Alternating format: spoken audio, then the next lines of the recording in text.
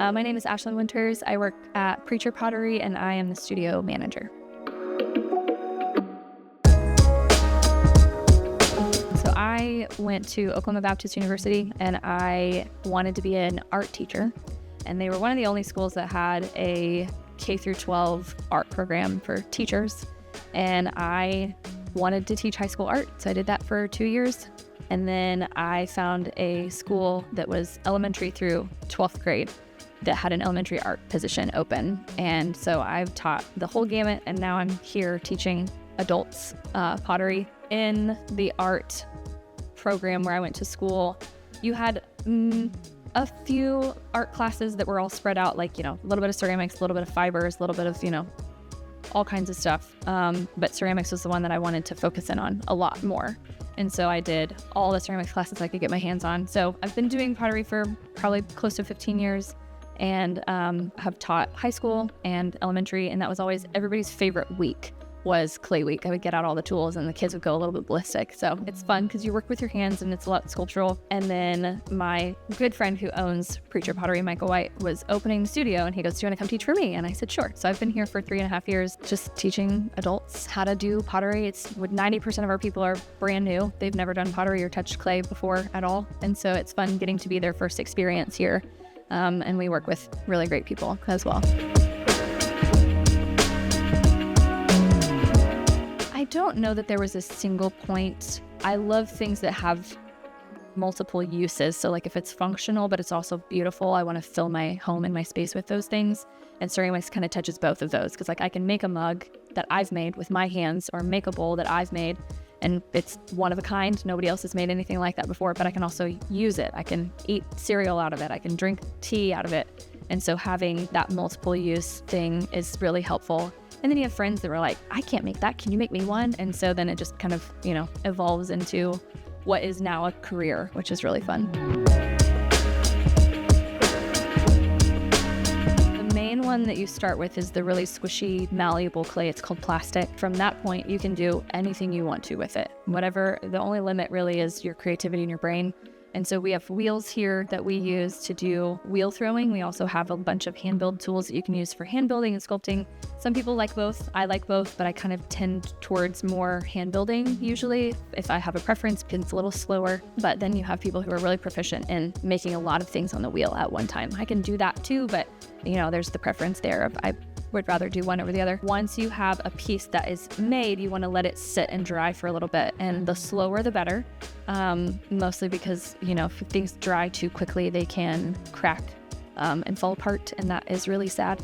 And so it goes from the plastic stage to leather hard, and leather hard is a great stage for carving, for attaching pieces together. If you're going to do like a mug with a handle or something like that, or any kind of like applique decorations on the outside. And then from leather hard, you let it dry a little bit more slowly to what's called bone dry. And then bone dry is ready to go in the kiln for the first time. And so it goes in the kiln the first time and it comes out, and that's called the bisque stage. And so bisque stage has been partially, the fancy word is vitrified, but the brass tacks of that is it's just the molecules in the clay are starting to kind of form together and create a solid piece of pottery. And so that's partially done. Then it's ready for glaze. And so glaze, there's so many different types of ways to surface decorate your piece.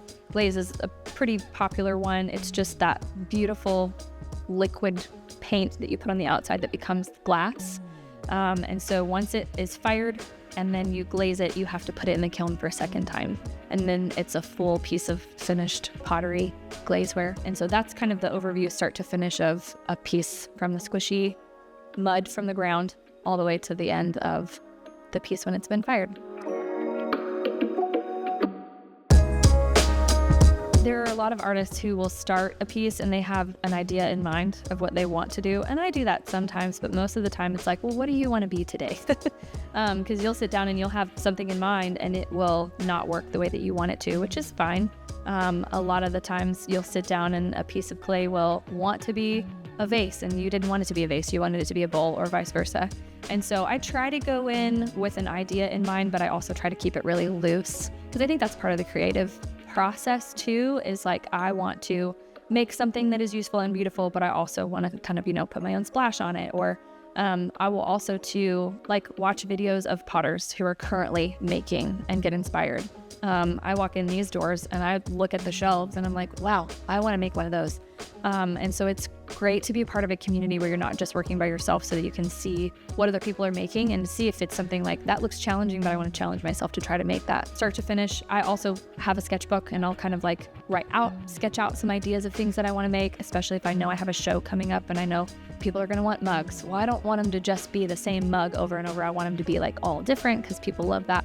And so trying to think through, inspiration from others and the internet is great for that as well.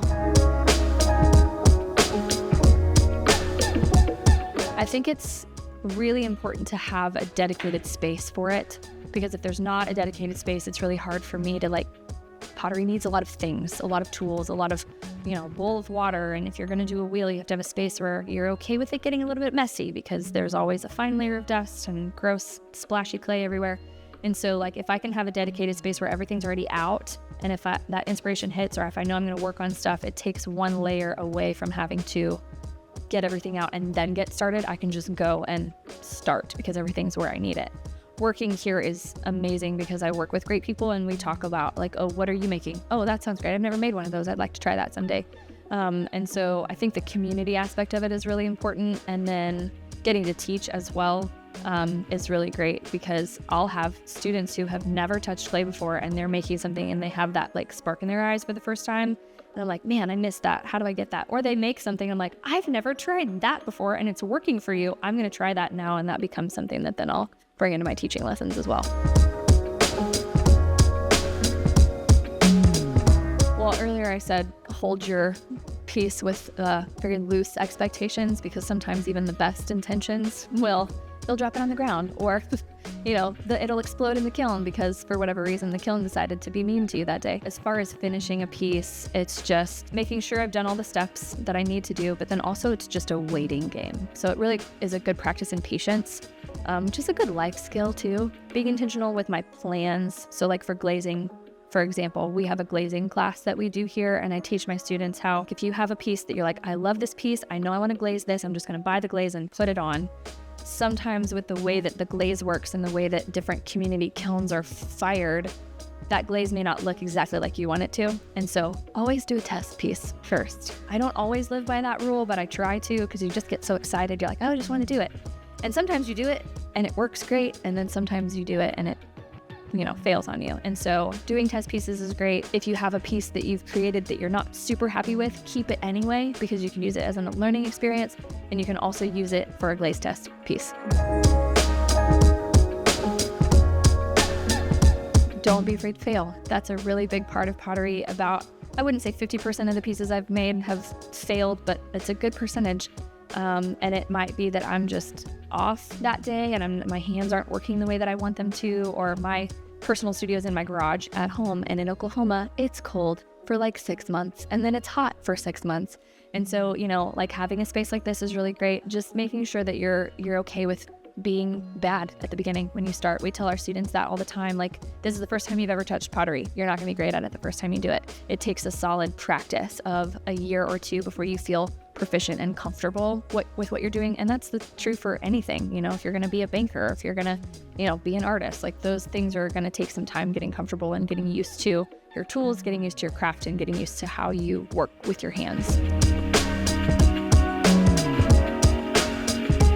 I think that can kind of be twofold. I mentioned it earlier that for me, it's the functional and the beautiful piece together. We need things like bowls, and if I want to give flowers to a friend, I want the vase to be pretty, things like that. And that's how it started, was a need for, kitchen utensils and things to cook in and things like that, originally years and years ago. And so that is a form of art that we still use. It may be, these days it might be more beautiful than it is functional, but I also think that people love having those one-of-a-kind pieces that they can show off in their homes. It's not something you put in your cupboard. You might set it out for people to see and ask questions. And then also it can be, a statement of, I've made all of these things with my hands. And that's something that it could be more of I'm not buying mass-produced things. I'm supporting local art. I'm supporting, somebody who's working hard at, doing what they love.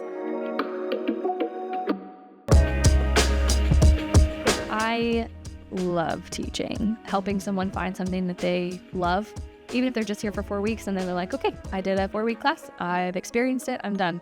And then we have people who have kept coming back again and again because they've caught that spark and they love it and they want to continue it as a hobby. So teaching probably is one of the big ones. The other one is like with pottery, there's so much to it that I have to kind of focus in on what I'm doing in front of me. And so as someone who's struggled with a lot of anxiety in the past, I've noticed after like an hour or two of working, the time has gone by and my brain has not been able to think of anything else but what's right in front of me.